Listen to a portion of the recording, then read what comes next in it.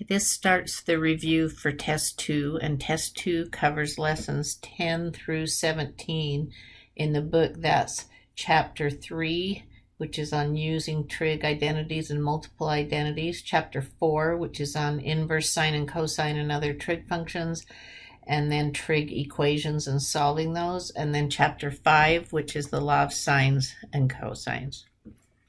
You will be allowed a formula sheet for this test.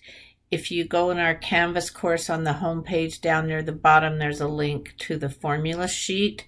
The formula sheet will also be allowed on the final, and so the formula sheet covers more than what I'm showing here on the screen, but I'm not showing the things that will be on Test 3 because there'll be formulas that are meaningless to you.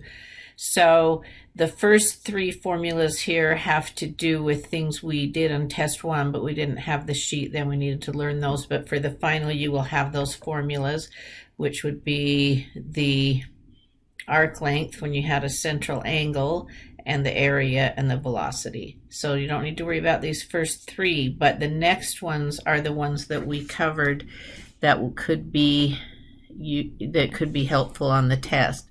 The first 2 are the sum and difference formulas for sine and cosine, and so you will have a formula sheet that has these on it. They'll be on the front of your test, and you can take it off and just lay it there for reference. And then the next 3 are the half angle formulas, and then the last one is Heron's formula for the area of a triangle when it's not a right triangle, and you'd have 3 of the sides. So those formulas will be given.